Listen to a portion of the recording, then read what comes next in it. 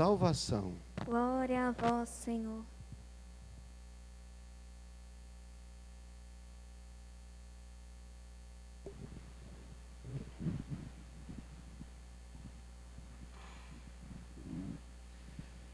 Queridos irmãos e irmãs, nos alegramos muito com estas crianças e adolescentes que hoje farão a sua primeira comunhão eucarística dentro desse contexto da Páscoa. E os textos que nós ouvimos nos ajudam também a perceber aquele mistério central que nós estamos celebrando, esse mistério pascal que está compendiado no sacramento da Eucaristia, porque o sacramento da Eucaristia é memorial da paixão, da morte e da ressurreição de Jesus. Nós vemos que no discurso que Paulo faz na sinagoga em Antioquia da Pisídia, hoje nós ouvimos mais um trecho desse discurso, ele faz hoje o anúncio fundamental: Jesus Cristo morto e ressuscitado por nós, né? Ele nos trouxe a vida nova e Jesus instituiu este sacramento, que é o sacramento do seu amor, o sacramento da Eucaristia. No Evangelho de hoje, nós vemos justamente Jesus procurando consolar os seus discípulos, já em vista da sua paixão que se aproximava, e para a gente saber enfrentar a vida. Não se perturbe o vosso coração. Crede em Deus, crede também em mim. Tendes fé em Deus, tendes fé em mim também. Jesus diz que na casa do Pai são muitas moradas e que Ele nos prepara um lugar. Como é que Jesus nos prepara um lugar? Não é como a gente pensa assim, como se Ele fosse preparar um quarto para a gente, uma cama, né? Num hotel, num lugar para a gente ficar, numa casa. Não, preparar um lugar é preparar um lugar perto de Deus, na comunhão com Deus. Como é que Jesus faz essa preparação? Com o que nós ouvimos na primeira leitura, com a sua morte na cruz e com a sua ressurreição. Ele nos mostra a que ponto Deus ama a humanidade, a ponto de nos entregar o seu próprio Filho, para que todo aquele que nele crer tenha a vida eterna, a vida verdadeira. Então por isso ele está dizendo, na casa do meu Pai são muitas moradas, tem lugar para todo mundo que aceita Jesus, aceita o seu Evangelho. Eu vou preparar um lugar para vós, e nós estamos celebrando inclusive hoje, também várias intenções de pessoas falecidas, gente que faleceu hoje, foi sepultado hoje, gente que está com 7º dia, 30º dia, 1 ano. Jesus prepara um lugar para todos aqueles que se alimentam da sua palavra, que se alimentam dos sacramentos da igreja, especialmente este sacramento que hoje vocês vão receber, que é o sacramento da Eucaristia. E ele fala mesmo que esse sacramento da Eucaristia é o pão da vida. Nós não precisamos do pão para nos alimentar. Olha o que Jesus inventou. Ele inventou um jeito de ficar conosco e nos alimentar de um jeito que a gente precisa. Nós todos sabemos que se a gente parar de comer, a gente morre, não é? A gente fica doente e a gente morre. E quando a gente come as coisas, né, os alimentos, esses alimentos se transformam na gente, não é assim? Vocês comem uma verdura, uma fruta, ou uma carne, ou o que for, um arroz, o que for. Deixa de ser aquilo que você alimentou e vira o quê? Vira a gente, né? Vira nossa carne, nosso sangue, energia, vida. O alimento é para nos fortalecer na vida também física. Olha o que Jesus arrumou. Ele deu um jeito de ficar presente no pão e no vinho para ser o nosso alimento. Mas quando nós nos alimentamos de Jesus presente na Eucaristia, não é Jesus que transforma-se na gente. É a gente que vai se transformando em Jesus. Vou dar um exemplo para vocês aqui, bem fácil. Vocês já viram o boi e a vaca comem o quê?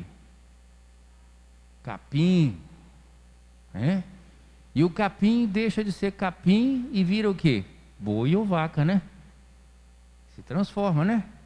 E depois nós comemos a carne do boi, ou toma-se o leite da vaca, e vira o quê?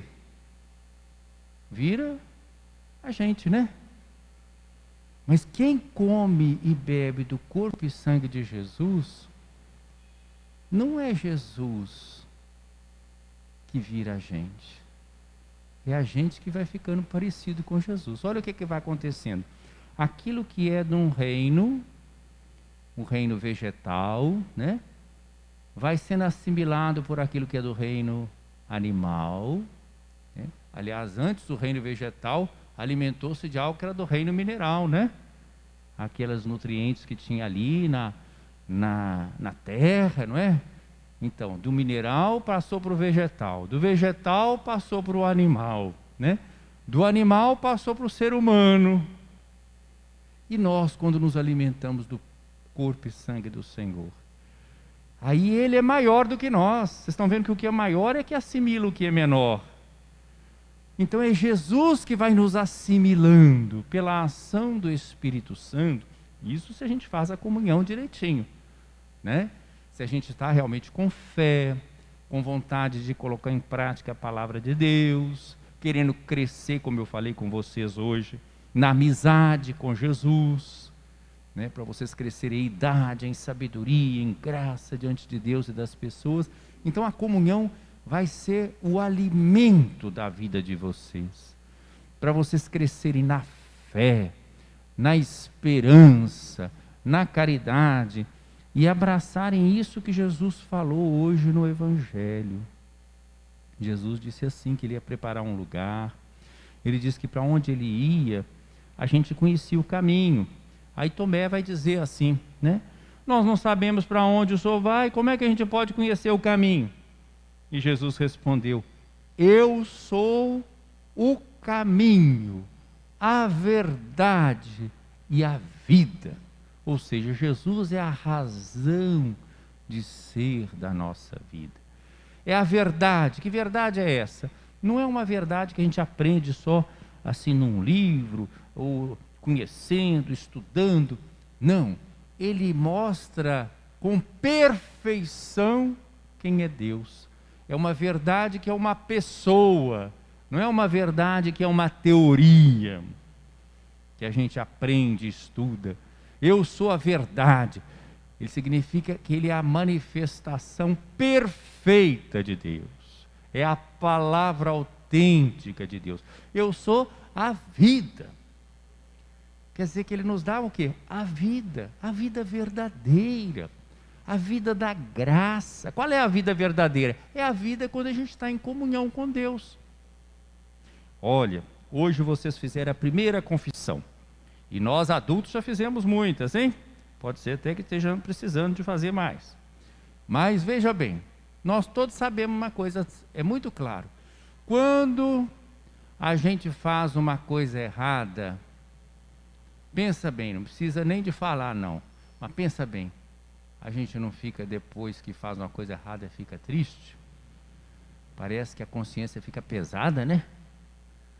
Parece que o dia fica até difícil, né? Por isso que vocês confessaram também, eu falei com vocês estarem com o coração hoje bem levinho, bem alegre, para participar bem dessa Eucaristia, né? Quando a gente faz o mal, a gente faz uma coisa errada, a gente está se distanciando da verdadeira vida, está se distanciando da verdade. Por isso que a gente fica triste, porque nós não fomos feitos nem para mentira, nem para a morte, mas para a verdadeira vida. Mas se nós soubéssemos onde está a verdade e onde está a vida, mas não soubéssemos como a gente faz para chegar lá, não adiantava muito não. A gente ficar com vontade de ficar com a verdade, com vontade de ficar com a vida, mas não sabe como chegar lá. Mas Jesus não fez só isso não, Ele nos mostrou qual é o caminho. Ele não só disse que Ele é a verdade e a vida, Ele disse, eu sou o caminho. Ele nos mostrou o caminho. Que caminho é esse? Ouvir a palavra dEle, alimentar do corpo e sangue, receber os sacramentos. Então Ele nos dá a força para a gente ficar parecido com Ele. Quem comunga, começa a fazer da sua vida uma vida de amor, uma vida de serviço, uma vida de solidariedade com os outros. Descobre a alegria de que a gente é feliz quando a gente faz as outras pessoas felizes. É diferente. Nós todos fazemos essa experiência. Quando a gente faz o bem, o coração da gente fica alegre, fica leve, a gente fica mais animado, o dia fica mais bonito, né? Então, nós nos alimentamos da Eucaristia, que é pão da vida, para a gente seguir Jesus, caminho, verdade e vida, ficar parecido com Jesus. O caminho de Jesus é o caminho do amor e do serviço. Então, parabéns para vocês que vão fazer a sua primeira comunhão. Comungar não é só um rito, mas comungar é um compromisso de vida. Quem comunga, tem até uma música que fala assim, comungar é tornar-se um perigo, porque a gente entra em comunhão com Deus e com os irmãos. A gente fica uma pessoa que tem uma espécie de paz inquieta. Não é a paz de quem fica acomodado, só voltado para si mesmo, mas é a paz de quem está ocupado em fazer o bem, sair de si mesmo, seguindo o caminho de Jesus, caminho, verdade e vida. É a paz de quem entra nesse dinamismo da vida, né? Se eu fosse falar assim para os mais adultos, né, que estão mais assim no mundo acadêmico, eu até citaria um pouquinho essas palavras que estão por trás aqui. Verdade, no grego, aletheia, né? Jesus diz que Ele é verdade, aletheia. Ele se desvela quem é a verdade, é uma pessoa. Jesus diz que Ele é a vida, vita.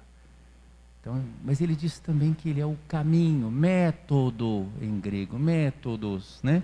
Via veritas vita, né? Jesus é o caminho, é a verdade e a vida. Não tem outro nome, não tem outra pessoa pela qual nós possamos ser salvos. Eu sou o caminho, a verdade e a vida. Ninguém vai ao Pai senão por mim.